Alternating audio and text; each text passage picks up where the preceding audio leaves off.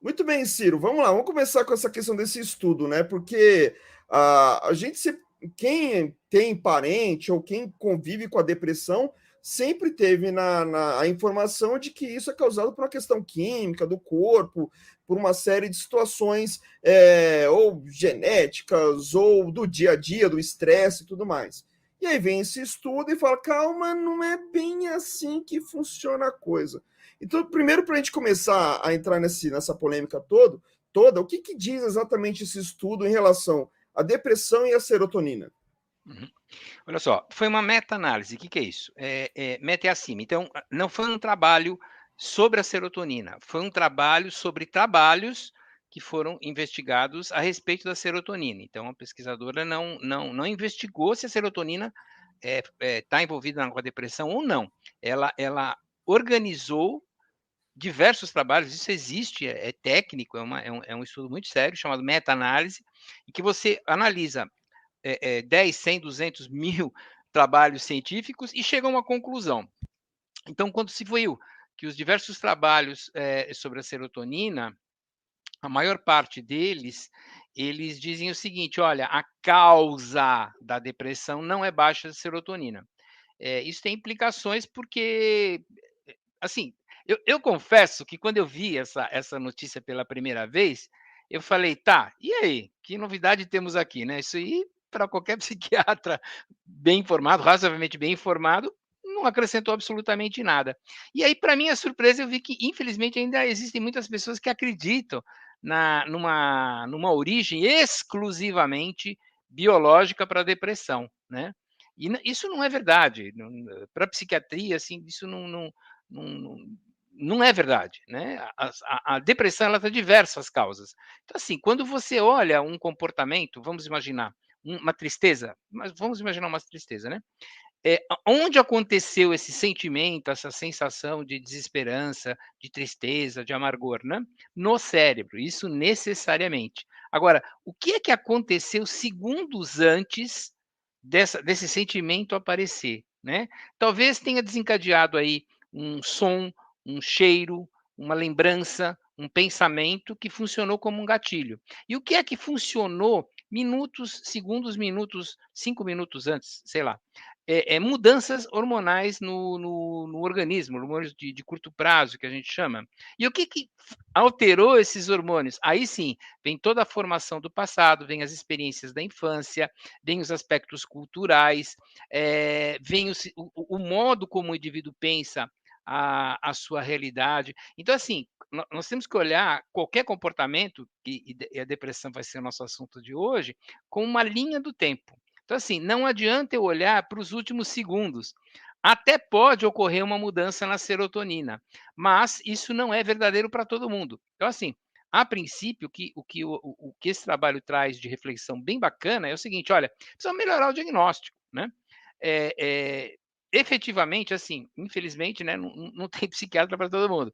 E um trabalho da Organização Mundial da Saúde deixou muito claro quando um clínico, que ele não é especialista, ele não tem obrigação de fazer bem esse diagnóstico, mas quando ele dá o diagnóstico de depressão, existe uma concordância em torno de 50% a 60% das vezes, no máximo, com o psiquiatra. 40% a 50% das outras vezes, o psiquiatra vai falar: nem é depressão, isso é outra coisa. Então, assim, existem transtornos de personalidade que podem estar afetando, existem experiências traumáticas, existem vários outros diagnósticos cuja ponta final é uma depressão.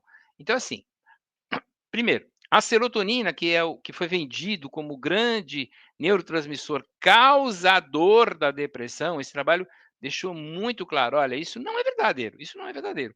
Não é porque uma pessoa tem tristeza ou até mesmo uma depressão que automaticamente eu posso afirmar: olha, suas serotoninas, né, ou pensando na dopamina, na adrenalina, estão baixas e por isso você ficou deprimido. Mesmo se a gente pensar, Carlos, em depressão, a gente vai ver que ela é um contínuo. Então, eu tenho desde uma tristeza normal, a vida das pessoas. Por exemplo, eu perdi um pet de estimação, eu perdi o emprego, eu vi uma notícia triste, eu vi uma cena triste na rua, eu lembrei de uma pessoa que não está mais entre a gente, enfim, eu tenho vários gatilhos, né, que podem desencadear esse sentimento de tristeza. Até chegar num extremo em que eu tenho uma depressão. Eu tenho pacientes assim, todo psiquiatra tem pacientes assim, que falam: olha, minha situação financeira, felizmente, está tudo em ordem, meu relacionamento interpessoal está bacana, meus filhos são adoráveis, eu não tenho um problema, mas eu sou triste. Eu não consigo ver alegria na minha vida. Então, essas pessoas são um extremo da depressão, né? A gente chama de depressão endógena, depressão maior, porque ela está relacionada, agora sim, com alterações bioquímicas, né? Mas mesmo nessas alterações bioquímicas, então é um extremo, tá? Então, eu não posso pegar todas as depressões e falar, isso é baixa de serotonina. Não posso. Em primeiro lugar. Em segundo lugar, eu tenho que entender que existem depressões desde muito leves até muito graves. Existem depressões muito graves em que aí sim o desequilíbrio bioquímico é evidente. Mas mesmo nesses casos, os antidepressivos eles têm uma eficácia em torno de 60%, 70% no máximo. Então, 30%, 40% das vezes ele não funciona bem. Então, o que está faltando? Olha, ciência é aquela coisa, né? Conforme-se. Ela é um aprendizado constante, as coisas vão mudando com o tempo, vão aparecendo coisas novas. Será que existe algum outro neurotransmissor envolvido? Não sabemos. Existem várias outras formas mais contemporâneas, modernas de tratamento que tentam preencher essa lacuna, porque os antidepressivos eles não resolvem o problema de 100% das pessoas. Às vezes o psiquiatra vai incluir outro antidepressivo, por exemplo, se ele está mexendo com a serotonina, ele pode dar um antidepressivo que vai mexer com a dopamina e ou com a noradrenalina para tentar contemplar um aspecto, né, um espectro maior de ação. Enfim, ele vai tentar fazer alguma coisa. Mas a gente não pode perder de vista que mesmo nessas alterações bioquímicas mais severas, alguma coisa pode ser feita com relação aos desencadeantes. Então, Sim. assim, nós temos vários gatilhos, né, no que aconteceu. E esses gatilhos, eles são gatilhos porque o cérebro foi formatado de alguma maneira para receber esse gatilho, né? Senão ele não... Vou dar um exemplo simples. Você um dia tomou um susto porque você estava atravessando a rua distraído, ouviu uma buzina, você deu um pulo, falou, meu senhor, nossa, quase morri, né? E quase morreu mesmo. Teu coração salta pela boca, nossa, quase que eu fui. Aí outro dia você está passando na rua, está na calçada tranquilo, alguém ouve a mesma buzina de novo, né? Você dá um salto, você fica assustado. Por quê? Aquilo foi um gatilho para a mesma situação anterior. Então, assim, existem experiências que formam trilhas no nosso cérebro. Na verdade, o que nós somos são trilhas mesmo, né? São formações neurológicas que formam um determinado comportamento, formam as nossas lembranças. Né? Em neurociência, a gente diz que neurônio que dispara junto permanece unido. Né? Então, assim, enquanto ele está unido, ele mantém aquilo. Então, experiência que todas as pessoas tiveram. Né? Às vezes você passa por alguma coisa e fala, meu Deus, já esqueci aquilo apagou. Né? Apagou da tua memória. É um esquecimento normal, faz muito tempo, jardim da infância, sei lá. Se ainda existe jardim da infância, esse é do meu tempo. Mas, É enfim, pré-escola, né? Hoje em dia agora falam é pré-escola, pré-escola. né? Pré-escola, né? Meu tempo era jardim, né? Bom, enfim. Aí o que aconteceu? Aquela trilha que mantinha aquela memória apagou. Ela sumiu, ela desapareceu. Então não existe mais aquilo. Então a mesma coisa funciona para situações que causam tristeza, né?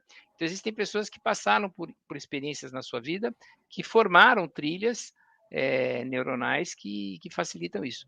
E também formação biológica. Então, assim, a nossa genética ela favorece certos tipos de interpretação que acabam formando essas trilhas neuronais. Mas o grande barato desse trabalho todo foi o seguinte: olha, não é para a gente afirmar, não dá para a gente afirmar, tem depressão, então é baixa de serotonina, bimba, toma um inibidor de recaptação de serotonina.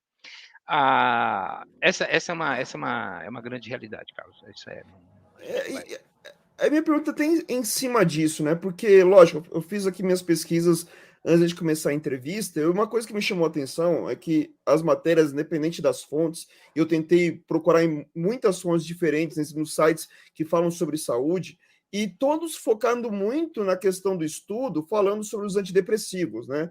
Olha, a gente está tomando muito antidepressivo, aumentou muito nos últimos anos esse processo, até trouxe o número, até esqueci de falar a fonte é o Conselho Federal de Farmácia, falando que entre 2019 e 2020 aumentou 17%, só entre janeiro e maio do ano passado foram 42,9 milhões de unidades de antidepressivo vendidos. E aí, como eu disse no começo, a gente sabe que a depressão é conhecida como doença do século.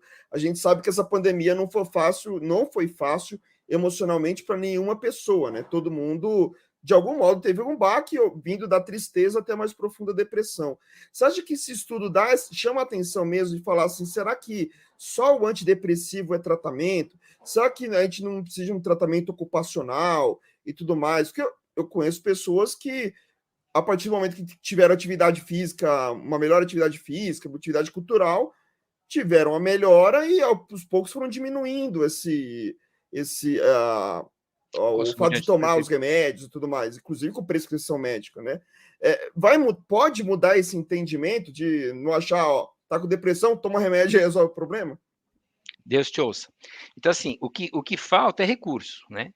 Para os psiquiatras está clarinho, para a maioria dos psiquiatras, não posso falar por todos, não tenho procuração para isso, mas para a maioria dos psiquiatras, eu acredito, está claríssimo que a depressão é o que a gente chama de multifatorial. Ela tem múltiplos fatores que estão atuando e a gente, para tratar, deveria atuar nesses múltiplos fatores. Não adianta só dar o remédio e pronto, está resolvido o problema, né? Não é assim. Agora, o problema é como é que nós vamos transformar isso em política de saúde pública, né? Nós vamos ter que ter gente para fazer isso, nós vamos ter que ter até mesmo para começar médicos bem remunerados, tanto no sistema de saúde pública quanto nos convênios médicos, né? Como é que ele vai poder parar para analisar todos esses fatores se ele está ganhando um dinheirinho assim e o tempo é de 7 a 15 minutos no máximo, né? Não dá, não dá. Então, o que ele vai fazer? Pelo jeitão, né? Vai cair no antidepressivo. Então, aí nós estamos entrando num problema que não é estritamente médico, ele é consequência de uma política de saúde que foi instituída aqui no Brasil, tanto na rede pública quanto na rede privada, né? Então, assim, o médico tem tempo para fazer essa análise multifatorial, sim ou não? Não, então eu vou dar um antidepressivo, nem adianta.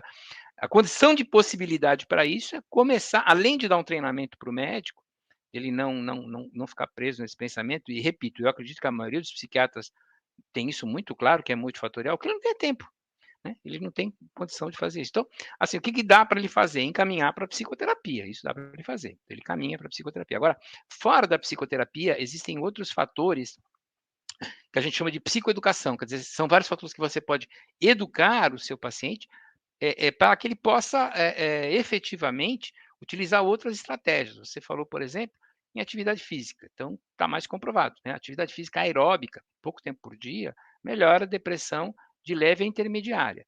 As graves melhora, mas complica um pouco, os resultados são meio confusos. Mas melhora, sempre melhora, atividade física sempre melhora, né? E a gente fala assim, olha, a depressão tira a vontade de fazer atividade física, então vai fazer sem vontade, né? Mas isso requer tempo para você explicar para o paciente, você convencer o paciente. Todos nós temos fases de conscientização daquilo que a gente tem, do problema que a gente tem e das soluções, né? A primeira fase é pré-contemplativa, eu nem sei que existe problema, então eu nem associo o sedentarismo a um desânimo, a uma tristeza. Então, tem que sensibilizar para isso, tem que educar, né? Assim, vários, eu me incluo nessa tentativa quando eu falo em diversos canais ou nas redes, para tentar mostrar para as pessoas sair dessa. Olha, existe o problema, não é assim, não é para se conformar, né? Existe o problema. Depois disso, você começa em fases posteriores a entender melhor o que está acontecendo. Então, a atividade física, por exemplo, é muito interessante. Aí abre um grande leque, porque vamos imaginar, por exemplo, que essa depressão seja consequência de trauma, né? de um acontecimento traumático. Esse acontecimento traumático ele pode ter acontecido de uma maneira mais aguda, por exemplo, perda de um parente, uma doença grave que aconteceu, uma incapacitação, né? Uma coisa mais aguda, ou uma coisa crônica. Por exemplo, o abuso, né? O abuso emocional, abuso de crianças Não precisa ser necessariamente sexual, né? Embora isso existe, ocorre muito mais, mas assim, muito mais do que a gente imagina. É que ele é uma epidemia silenciosa, né? A gente as pessoas não comentam, mas ela está muito presente. Os abusos emocionais, então, não sexuais, mas os abusos emocionais, muitas vezes com agressão física, aí então que a coisa vai, né? Então, assim, as coisas são difíceis de serem mudadas. Para esse tipo de vítima, muda o tratamento. Então, assim, começa por aí. Eu vou tratar a depressão dele? Não, eu tenho que tratar o trauma que está causando esse sentimento de tristeza. Não adianta dar serotonina. O problema não foi resolvido, né? Tem uma, como diria o Drummond, tinha uma pedra no meio do caminho, né? Sim. E isso marcou para o resto da vida. E vai marcar. E marca o cérebro mesmo, forma conexões. Isso já está comprovado por estudos de ressonância, estudos de ondas elétricas, enfim, vários estudos. Muda mesmo, né?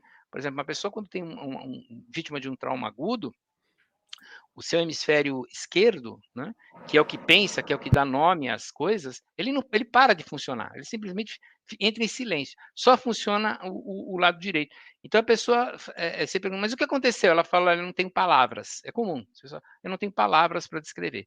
E não tem mesmo, porque a área do cérebro que nomeia e que dá um sentido histórico para a coisa, ficou quieta, né? Esse sentido histórico, o nosso cérebro precisa desesperadamente, ele exige ordem no caos, ele não tolera caos. Então, assim, você, para pequenos traumas, ou enfim, sempre que possível, isso serve como orientação geral aí para todos, além da atividade física, né? Aconteceu alguma coisa, tenta escrever ou contar uma história, né? Olha, isso aconteceu por isso, que aconteceu por isso, que aconteceu por isso, que culminou nisso. O que o cérebro precisa e precisa muito disso. Ele não tolera a causa. Enquanto ele não encontra essa ordenação, ele não sossega. Né? Ele não sossega, ele te deixa num estado de inquietação muito grande. Mas dependendo do trauma, a capacidade de fazer isso está anulada, né? E de maneira crônica, né? O indivíduo Sim. não consegue elaborar isso. E aí eu vou dar antidepressivo? Eu vou dar inibidor de recaptação de serotonina? Claro que não. Eu tenho que tratar desse problema que ficou. É, Muitas vezes. Pode falar, cara. Desculpa. isso acaba ligando até o que você falou no início em relação a falta de gente ali para atender todo mundo num momento como esse, né?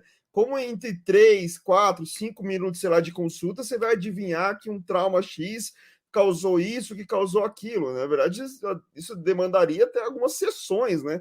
Para a pessoa revisitar isso e você, opa, agora encontrei a causa aqui, agora podemos trabalhar, né? Porque tudo bem, tem dia que você acorda triste, acontece com todo mundo, né? Aquele dia que você acordou com Quem o pé nunca? esquerdo, né? Com o pé esquerdo, mas tem hora que você fala, caramba, tá acontecendo isso, isso e isso comigo. Cara, isso tá me trancando, tá me fechando, tá me deixando triste, eu não tô conseguindo fazer mais nada. Só que numa consulta rápida é impossível, né? Que isso Não tem seja como. detectado, né? E veja, e você pisa em ovos, você tem que tatear, você tem que ter uma delicadeza, você tem que ter um acolhimento, né, pelo sofrimento, um respeito por aquele sofrimento. Isso é fundamental, um acolhimento, e você vai aos pouquinhos explorando as perguntas, né? Você vai aos pouquinhos. Normalmente eu começo assim, tinha alguém com problema de álcool na sua família, né? Ah, tinha, meu pai bebia, não sei o quê. Aí vem para dar, e aí eventualmente não fala numa primeira consulta, né? A gente tem que respeitar muito também esse tempo, porque relembrar as coisas traumáticas da vida é muito sofrido, a pessoa volta a sentir aquilo.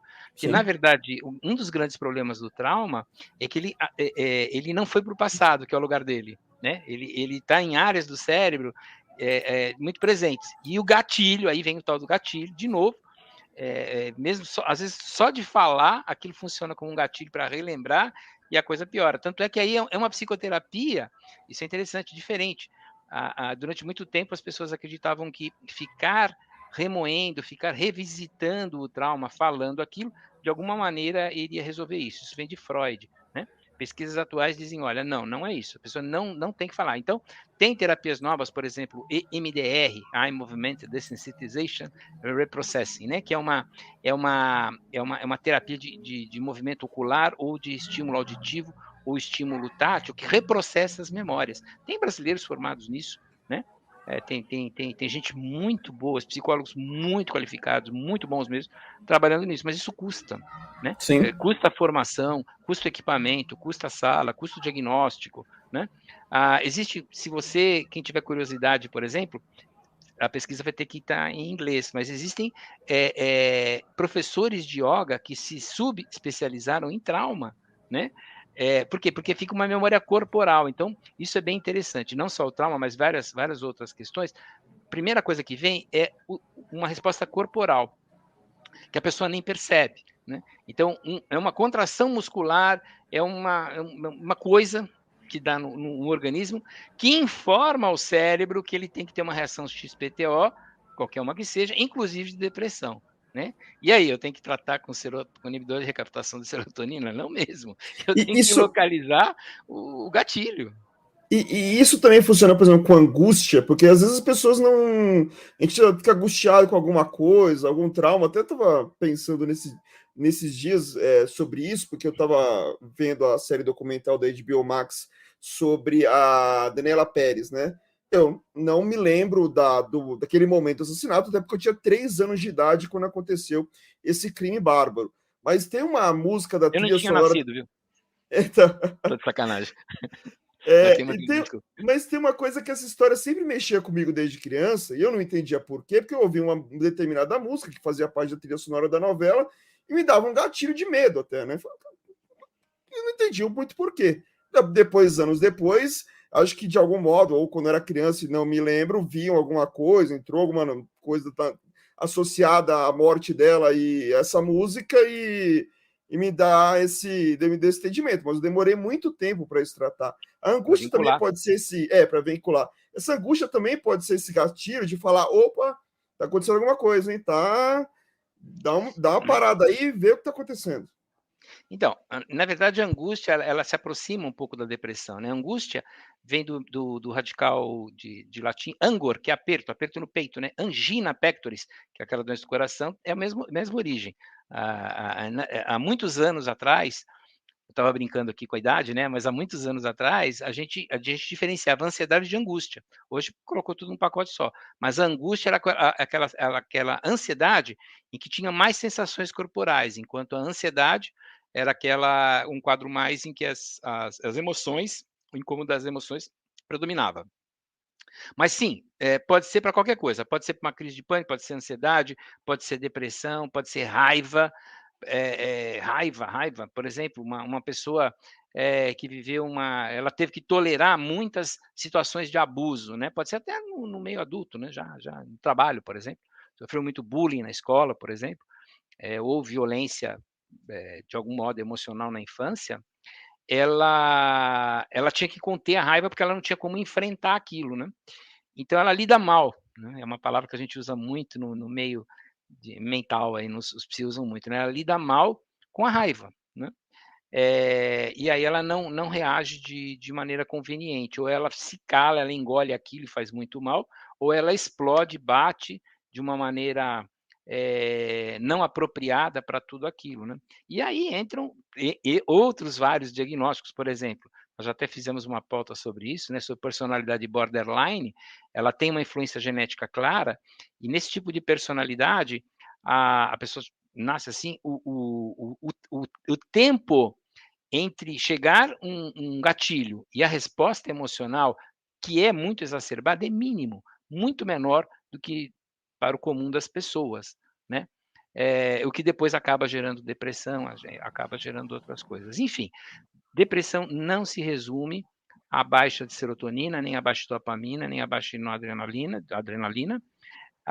Ela é multifatorial, isso sempre teve muito claro, e o que está faltando, se me permite, né, Sim. sugerir uma solução, seria, além da formação das pessoas, eu acho que essa notícia, esse trabalho, foi a segunda notícia boa, né, da saúde mental desse ano. A outra foi vincular o burnout ao trabalho, porque aí as empresas vão ter que adotar providências, né?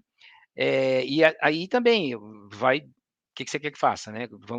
Aí a sociedade vai ter que decidir, né? Como um todo, né? Nós estamos, né, tentando formar uma democracia aqui, né? Então a sociedade vai ter que decidir, né? Se quer que isso seja bem tratado, isso custa dinheiro. Agora, se você vai dedicar isso tudo para cirurgias de ponta, vai ter cirurgia robótica, vai ter não sei o quê, não sei o quê, não sei o quê, e, né, mega tecnológico, que é muito bom, não tô dizendo isso. Mas você está com cobertor curto, então nós vamos ter que traçar prioridades, né? Então isso tem que ser Claro. discutido. Quais serão as nossas prioridades? O que não dá é para mentir, isso é mentira, dizer que todas as depressões são por baixa de serotonina, noradrenalina ou dopamina. Elas são multifatoriais. E é importante trazer essa informação mesmo para o ar, até para todo mundo se tocar, né? Porque eu falo que, por mais que depressão não seja exatamente uma doença nova, né? Mas a gente tem pouco tempo que a gente fala mesmo de saúde mental para valer, né? Abertamente. Antes era um tabu, sempre tem aqueles também que eu falo que os meus momentos de raiva é quando eu vejo alguém falando que depressão é frescura. Eu confesso, aqui fazer uma espécie de consulta, os meus momentos de raiva pessoal são sempre nesses pontos, porque eu sei o que significa depressão, até porque eu convivo com uma pessoa que tem depressão. Então, eu já vi esses altos e baixos e nunca é fácil. Principalmente porque você não sabe o que ela está sentindo e você tem que agir para ajudar, né? Então, mas é importante trazer as informações exatamente para todo mundo e acabar exigindo muito mais do poder público, principalmente, já que, né, nem todo mundo tem acesso à saúde privada e tudo mais, de dar essa oportunidade, para ter essa oportunidade de uma consulta boa, uma consulta melhor, para que os próprios médicos que estão na saúde pública possam ajudar de uma melhor maneira, não nessa rapidez, né, como se fosse uma indústria, né, a gente sabe que não é assim. Então é importante a gente trazer esse assunto. Eu só queria colocar também algumas perguntas dos internautas. Primeiro, uma pergunta da redação, perguntando o seguinte: por que algumas pessoas se curam da depressão e outras tomam remédio a vida toda e acabam não tendo nenhum estímulo? Também está muito em cima disso, dessa coisa do vou dando remédio, não detalho exatamente o que está acontecendo com aquela pessoa? Sim. Então, nós temos. Existem pessoas que depois é importante notar o seguinte: antes de eu responder isso, o antidepressivo ele regula os neurotransmissores. E o tempo mínimo para que isso aconteça é em torno de 8 meses. Então, depois que introduz o antidepressivo, ele não pode ser retirado, não se mexe nesse jogo antes de 8 meses. É de 8 a 16 meses. Existem pessoas que depois disso o cérebro regula, fazendo psicoterapia, descobrindo suas próprias necessidades, ou por tentativa e erro, né? Ela acaba reestruturando sua vida e a depressão desaparece. Outras pessoas não, elas podem sofrer recaídas, ou seja, está fazendo tratamento bonitinho e volta a depressão. Ou recidivas, estava ótimo, já tive alta e ela voltou, né? Isso acontece mesmo, né? Agora, é muito chato, vamos concordar, é muito chato ter que tomar um remédio aí 8, 10 meses, né? Ele tem alguns efeitos colaterais, dá para a gente lidar com isso, mas é chato, é chato. Assim como é chato ter que usar esse óculos aqui, ó, né? Nós temos que usar, mas eu tenho que usar, senão eu não enxergo nada. O diabético tem que usar insulina, tem que usar insulina. O hipertenso tem que tomar remédio para pressão, tem que tomar remédio para pressão. Muitos depressivos vão ter que tomar remédio? Sim, muitos depressivos vão ter que tomar remédio.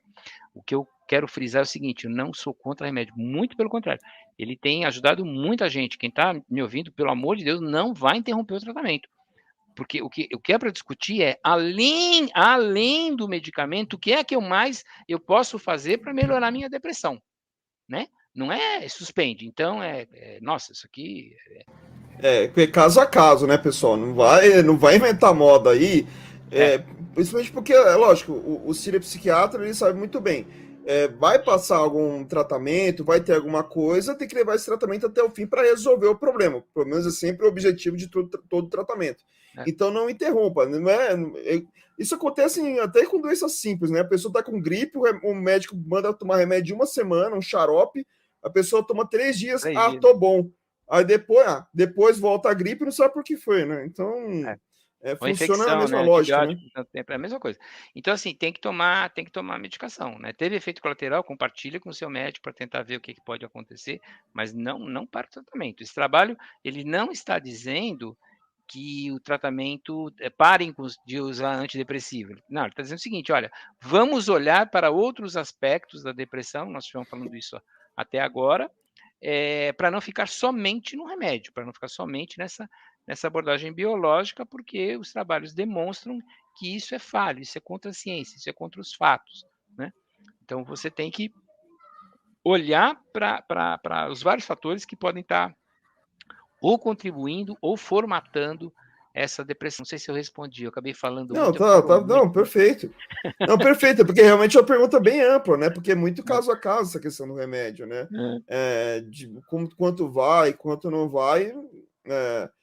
Aquela coisa, eu já vi pessoas tomarem 3, 4 tipos de remédios diferentes, depois, quando foram acrescentadas algumas coisas na vida dessa pessoa, como eu disse, com questão de educação pessoa física ou cultural, atividade que, né, tira a pessoa um pouco ali do tormento da depressão, essa pessoa ia diminuindo, melhorando. Hoje, tomar um remédio, 2 no máximo, dependendo da situação. Lógico, tudo isso depois de uma consulta médica, por isso que eu estou falando. Sempre é bom ouvir o médico e ver o que ele está recomendando ali e seguir direitinho até segunda ordem, até se precisar de uma mudança ou não. Principalmente na questão de saúde mental, né? Que também tem muito de conhecer a si próprio e falar para o médico o que está acontecendo. E o Osmar Santos faz uma pergunta, a pergunta nessa direção é mais simples.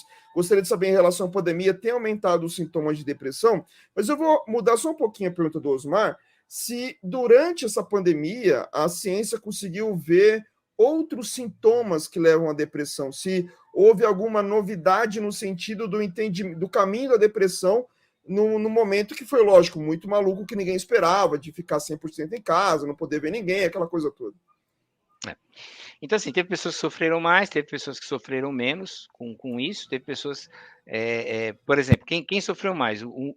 Qual é o padrão de quem padeceu mais? Primeiro, o extrovertido, que precisa de gente em volta, ao contrário do introvertido, que precisa de menos gente, trabalhando em casa, com criança menor de 5 anos, criança é criança, exige, né? E que teve queda financeira significativa, né? Então, essas pessoas padeceram muito. Outras pessoas também que sofreram muito foram aquelas que viram a morte com proximidade, viram pessoas muito próximas a morrer, né? Ou ficarem incapacitadas, terem aí uma cronificação do quadro. Então, assim, o que a gente sabe é que muitas depressões são antecedidas por ansiedade, por transtorno de ansiedade. A ansiedade, ela deixa a pessoa tão em alerta, tão preocupada, tão tensa, que ela tem dificuldade em resolver seus problemas de vida. Então, em função disso, ela começa a ter fracassos, né? É uma palavra forte, fracasso, mas enfim, ela começa a ter um desempenho de vida menor do que as suas capacidades poderiam propiciar, né? Então, como ela tenta resolver os problemas e não consegue, o que vem em seguida? A depressão, né? Então, é uma coisa muito clara para a gente que depressão, desculpa, a ansiedade maltratada, transtorno de ansiedade maltratado deve levar até a depressão. E na pandemia, a ansiedade aumentou muito. A preocupação financeira, a preocupação com a saúde, o isolamento, né? Eu conheço assim, eu conheço pessoas que tiraram de letra, viu? Os introvertidos, né, que precisam de pouco contato humano, que não estavam trabalhando em home office, descobriram o milagre de poder trabalhar sem ter gente interrompendo, gente falando, tendo que socializar. Vários clientes meus introvertidos falam, né? Eu até brinco, né? Parece que os introvertidos se prepararam a vida inteira para a pandemia, porque a hora que ela chegou, maravilha, cara, daqui ninguém me tira. Agora eles estão com dificuldade de readaptação, porque está tendo que socializar, interrupção no trabalho, que eles não estavam tendo, enfim. Mas os extrovertidos sofreram muito. E as pessoas que tinham motivos para ficar ansioso, seja por motivo financeiro, por motivo de saúde, tinham um parente perto que podia ter aquilo a qualquer momento. Eu mesmo fiquei muito ansioso, muito angustiado antes da vinda das vacinas. Sabia, a vacina tem que vir, uma hora tem que vir. E enquanto isso, como é que nós vamos fazer? Nós estamos aí à mercê do que pode estar acontecendo. Não existe tratamento para isso. Então, assim, esse estado de ansiedade, de angústia, para muita gente facilitou sim a depressão. E aí nós estamos num momento em que nós mal saímos de uma pandemia, né? Ela não acabou, na verdade ela está sob controle, né? provavelmente, segundo meus amigos infectologistas, eu não sou infectologista, mas isso vai virar mais ou menos como uma gripe, né? O próprio vírus vai sofrer mutações para que ele possa se perpetuar, ele vai ter que matar menos, né? Então ele vai pegar só pessoas muito debilitadas, como a gripe. Agora, né? Não antes. Antes era bem, não era nenhuma gripezinha, Era não. A geral. coisa foi, não era gripezinha, a coisa foi para valer. Matou muita gente mesmo. Então, assim, agora que a gente está aí saindo disso, né? Vem aí uma crise mundial de uma guerra aí que a gente não pode fazer absolutamente nada, né? Fazer o quê? Vou parar de comer estrogonofe? Não temos ação sobre essa realidade, né? E temos aí uma indefinição das eleições, né? A eleição sempre foi eu sempre gostei de época de eleição, porque é um movimento de democracia, é um movimento de Sim. crescimento, né? As forças vão acontecendo, é uma coisa muito viva, né? As pessoas, né? Mas as emoções afloram, né? E os vieses, os erros de raciocínio ficam muito evidentes, as pessoas brigam, né? Eu assim, eu vi com muita, mas muita tristeza essa essa coisa que não é de hoje, não tem 2, 3, 4 anos, não, que vem de bons anos para cá, o nós contra eles. Né? Eu acho isso tristíssimo. Né? Isso essa é uma coisa que me deixa triste e eu não vou tomar antidepressivo, porque eu tenho um bom motivo para ficar triste. Né? Quer dizer, as pessoas intolerantes com as outras, né? Tá? A gentileza do brasileiro. Você anda na rua, você percebe isso, as pessoas estão tensas. Cadê a gentileza, né? Cadê aquela cordialidade, né? Eu não sei, não li nenhum trabalho sobre isso, acho que é um bom tema para alguém fazer um trabalho, mas eu acho que isso diminuiu, né? E essa tensão leva à ansiedade que facilita a depressão mais para frente. Né? E principalmente, desculpa se eu te interromper, mas no caso do Brasil, né, a gente tem, nesses anos pares, sempre acontecem dois eventos, que são as eleições, que são sempre tensas, de um lado sempre um evento esportivo, Copa do Mundo ou Olimpíada, que alivia, mas estamos sempre acostumados a esse evento esportivo vir antes da eleição, então dava uma acalmada, pelo menos dava uma baixada. Dessa vez não, a tensão vai até outubro, porque a Copa do Mundo é só no final do ano. Puxa, bem Então, observado, eu não tinha pensado nisso, é bem legal. mas são dois fatores engraçados, né? Porque a gente vai ter um momento de divisão, entre aspas, agora até outubro na eleição, principalmente com a polarização e tudo mais, aquilo que todo mundo aqui no RDTV acompanha cada vez que a gente fala de política, mas no final do ano vai ter o que nos une. E, assim, algo que nos une que termina uma semana antes do Natal, que é outro motivo que nos une, que depois vem o Ano Novo, e assim vai. Se tudo der certo, o Carnaval no que vem vai estar tudo seguro para todo mundo se divertir, né? Então é muito maluco, né? Ter essa tensão toda, ter que descarregar tudo isso para depois conviver com alegria, esperamos que sim, né? Com Copa, Natal, Ano Novo. É aquela coisa, né? Aquelas questões mais culturais que também mexem com o indivíduo, né? Não tenho dúvida. A gente tem um viés um erro, viés é um erro, né? Um erro de raciocínio, então a gente costuma, quando a gente tem alguma falha ou algum comportamento, a gente costuma atribuir as nossas experiências pessoais às circunstâncias. E quando é com as outras pessoas, a gente costuma atribuir o caráter. Então, assim, a gente é vítima, o outro é sacana mesmo, né? Ele é bandido, ele é isso, ele é aquilo. Então, esse viés existe, porque na verdade é um atalho do cérebro. O cérebro, como é muito difícil diferenciar as coisas, ele fala, fulano é XPTO, fulano é esquerdista, é direitista, é centrista, é alheio, é isso, aquilo, por exemplo, no caso da política, ou ele é bandido, ou ele é ladrão, assim, simplifica mesmo, é um atalho que o cérebro tem, né? E com a gente não, olha, eu tive isso, eu tive, né, dá mil explicações, da minha história. E assim, isso vai acontecer, né? Isso é muito importante que as pessoas saibam disso, que é só um atalho do cérebro, né? Esses carimbos, eles têm uma validade de uma nota de R$ 3, né? Não existe, não tem validade, né? É só um atalho, né? Que o cérebro usa para poder lidar com as situações do cotidiano. Agora, se eu tiver que tomar decisões em cima disso, olha, esses carimbos não funcionam, eles são péssimos, né? Aí eu tenho que parar para refletir, eu tenho que tentar entender, eu tenho que, como se diz, né, colocar o sapato do outro, tentar entender o universo do outro, porque sempre que você usar um carimbo assim para outra pessoa, né, como esses que eu usei na área de política, mas pode ser qualquer um, saiba que você já está cometendo um erro, né? já está pisando na bola, porque não está vendo o quadro total, não está vendo o panorama total. Tá? Tem que olhar Sim. com mais calma. Até eu brinco com as pessoas quando a gente vai falar de política aqui, que, gente, o Brasil é um Titanic, mas a gente precisa pro bote salvar vidas, não adianta a gente ficar aqui se degladiando, senão todo mundo vai afundar junto. Então, né, esperamos que a eleição seja essa, que a gente procure bote salvar vidas para que todo mundo se salve, que o Brasil fique bem, então a gente não precisa brigar por isso. Debater, discutir é super normal, é do jogo político, ainda bem que a gente pode fazer isso, porque só na democracia a gente pode ter esse tipo de situação, mas não precisa brigar, virar a cara para as outras pessoas, ficar tenso, ficar olhando para a cara do outro assim meio desconfiado, sabe o que ele vai falar? Se ele falar, eu vou brigar com ele. Não tem necessidade, né? Tudo com mais Nenhuma. calma, com mais tranquilidade é sempre o melhor. E só para encerrar, Ciro, até uma dúvida que eu tenho, vendo essa questão dos tratamentos para depressão, eu estou lendo muito sobre essa questão do canabidiol, né, para várias doenças, está sendo feitos remédios, testados, ainda não é uma coisa que você encontra na farmácia, tem que ter todo não só uma ordem médica, ali, um processo médico, mas também tem que ter autorização e tudo mais, que no Brasil ainda não está tão bem firmada essa história do canabidiol. Para depressão, chegaram a fazer algum estudo ou tem algum avanço em relação ao uso desse tipo de remédio? Porque muitos têm entendimento de que um remédio mais natural, entre aspas, seria o melhor caminho do que os remédios industrializados e tudo mais. Tem algum ponto nesse assunto? Sim. Tem pesquisas, as pesquisas estão começando. Eu acho muito precoce. Aos meus pacientes, eu costumo dizer: olha, desculpa, paciente meu não faz estatística, ou seja, eu não me meto em coisa que está em andamento, né? Não mesmo.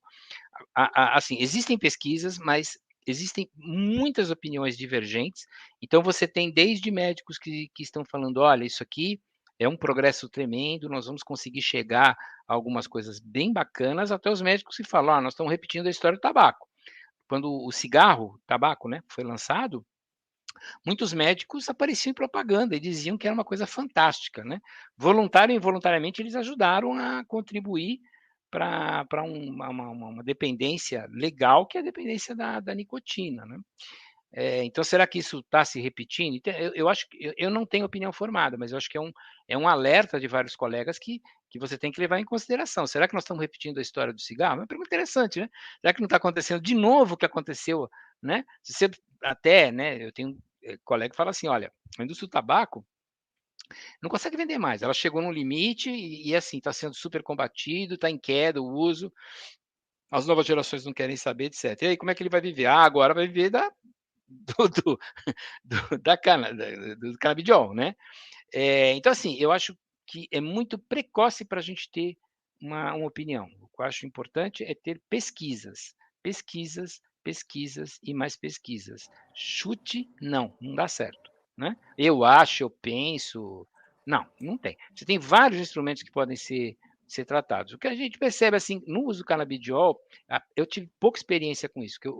A experiência que eu tive foi principalmente com pacientes idosos com dor e que não estavam se alimentando bem, às vezes até com depressão, porque maconha dá fome, né? Sim. Então, ela funciona bem. Então, assim, sob controle, ela pode ter uma ação interessante, sim. Agora, para quais casos, sob quais indicações, se isso vai levar ou não à dependência, isso vai requerer pesquisa, dinheiro para fazer e seriedade e isenção, né? Nós não podemos cometer o mesmo erro que aconteceu com a indústria do tabaco, de deixar com a indústria do tabaco estudos sobre se o tabaco fazia mal. Claro que não faz mal, né?